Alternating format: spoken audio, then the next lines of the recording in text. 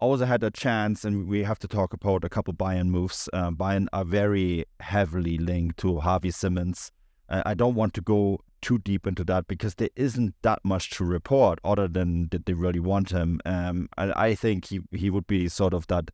He could play the role that Ilkay Gündogan is currently playing for Germany, right? So it's a move that kind of makes sense. You could play him in and around Jamal Musiala, and I think he would link up quite well with him. Expensive, 60 to 70 million euros. Leipzig still have a chance to keep him as well. The discussions is a loan to buy deal. Xavi Simons though said yesterday in the mixed zone that there will be no decision until after the European Championships. And I think that needs to be respected. We can't make rumors about this and that when the player himself is saying, look, I'm at a tournament, this is my focus. Some players decide to move during the tournament like Anton did. Some players say, no, this is not my focus right now. Okay, so that's fair enough. A player who isn't at the tournament is Olise. He is headed to Bayern Munich, it looks like, Stefan. That came sort of out of nowhere. Chelsea reportedly stepping away from that deal, opening the door for him to join Bayern. He is not with the French national team, but he will be with the French national team at the Olympics. That remains to be seen, right? Because I think if this Crystal Palace winger does move to Bayern Munich, then I think the Olympic move would the Olympic tournament would probably be off for him as well. But what can you tell us about him? I mean, this is a signing that is completely out of nowhere. Yeah, he's a really good player. He's kind of came through at Crystal Palace over the last kind of couple of seasons. Right winger for the most part. Can obviously play that kind of inside forward role, but definitely a right-sided forward, which I think is really interesting that Bayern are spending a lot of money on a player of that position. Makes me think that, you know, the likes of Kingsley Coman or Serge Gnabry might be their days might be numbered at Bayern.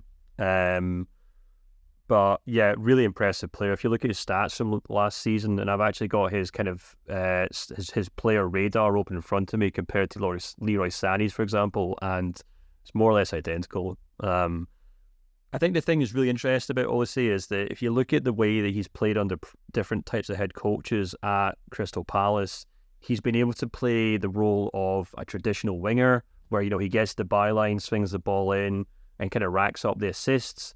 But he can equally play that more inside forward role where he's got more of a clear eye for goal, which is kind of what he did this season under Oliver Glasner when he came in January. So, for example, this season he picked up 10 goals and 6 assists. Last season he picked up 2 goals but 11 assists. So, you know, he can be your inside forward who cuts inside and you know, and really drives for goal, or he can be that kind of traditional winger who sets up goals from wide, which, you know, obviously you can imagine that links up with Bayern tremendously well in the sense that, you know, obviously he can either be, you know, he can either kind of cut inside, or he can be the player who facilitates someone like Harry Kane. And yeah, and he's fantastic young player. He really was he finished the season as kind of the flavour of the month in the Premier League, linked with a lot of clubs, particularly Chelsea, I think.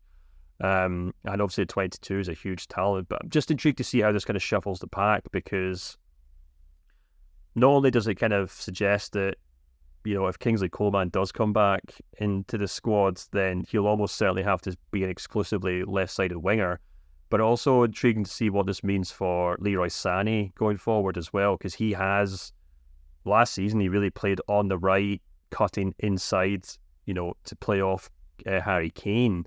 So unless Jamal Musiala gets shifted to the left, Sané moves inside to the middle, and then Olise's to the right, it's hard to see how, you know, Vincent Kompany is going to be able to juggle all those players alongside one another. But, you know, it's a nice problem to have. Bayern definitely lacked options off the bench, I would say, this season. You know, it's so many times, you know, I'm sure Tuchel looked to the bench and kind of put his hands in there because all he had was Choupo-Moting and a half-fit Serge Gnabry to pick from as attacking players. We saw them rush through the deal for Zaragoza, which didn't really work out in January. He's still kind of come to terms with, you know, living in Germany and then developing into a young player that can offer something for the first team. So I think a player in this position was absolutely needed for Bayern going into the new season, and they couldn't have done better than picking up Olise. But like I said, it'll be interesting to see what this means for the future of guys like Serge Gnabry and Kingsley Coman, because I'm not entirely sure if there's space in this team for them going forward if they pick up Olise,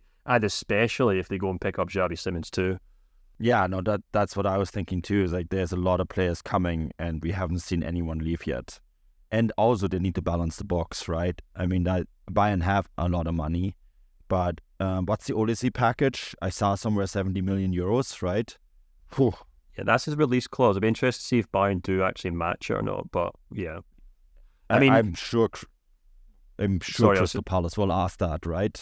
yeah, exactly. It'll be interesting to see if it's Olise or Xavi Simons and not both, because, you know, I think Simons would obviously require a similar amount of money. And I've also seen some reports that he actually might now stay at Leipzig for another season on loan again. So, you know, maybe Xavi Simons comes the following summer, or, you know, who knows. But I'd be quite surprised if Bayern went out and spent, you know, 140 million euros on two players without having anything signed up. But you never know. They could end up making, you know, 50 million euros on Coman and Serge Gnabry if they can get the right deals through. There's obviously other players in that team that might move on as well. So just kind of have to wait and see what happens there. But yeah, I think Olise's a great player. I think Bayern fans should be very excited. I'm really looking forward to see him. I mean, just to echo what you said, I think at some point you need to see players leave. This is not going to work as one-way traffic on the transfer market. You know, there's players that will have to leave. Gnabry comes to mind, Coman. I think for Coman, it's maybe time. These are also players that are on high salaries, right? I suspect that Olise will be on a little bit less money than, for example, a Kinsgley Coman as well. So the upfront cost will be high, but then you can lower the cost a little bit. And so, yeah, it's an interesting one for me, because I think it kind of points towards almost like putting pressure on some of these guys to maybe pack up and leave. And Eberl is someone who can negotiate this quite well. I just wonder what the market is going to be for someone like Gnabry, who's been hurt so much, probably doesn't feature for the national team anymore.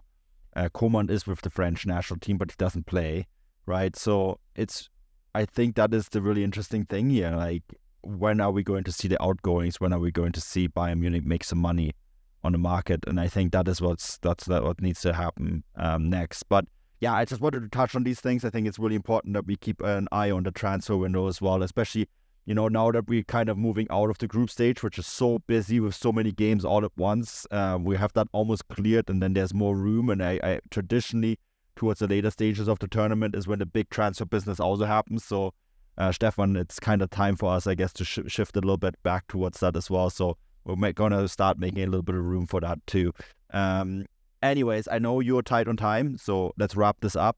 If you want to chat more about transfers, head to the chat groups. There's several going on. I was asked about Olise. I hope this answers the questions, and of course, if it happens, there's going to be some written content as well.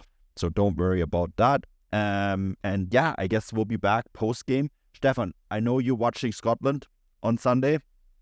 So we're gonna see if we can bring someone else on, discuss the Germany game. Yeah, good thing you seem to be driving most of the English-based journalists around Germany at the moment in time, so you could probably take one of them hostage on the way to Frankfurt or wherever else. But yeah, see who you can pick up for the game, and if not, I could obviously rewatch the Germany game, and then we can talk about it on Monday as well. I've heard that Sepp Stafford-Bloor, quote unquote, volunteered. News to him, I'm sure, but we'll see how we go on. No, he's been told. Anyway, so yes, watch out for post-game content. And yes, I am driving Sepp to Frankfurt. If he does figure out his UEFA bureaucracy, he'll be in my car. So it could be a car cast. We'll see. Until then, enjoy the football, and we'll be back. Auf Wiedersehen.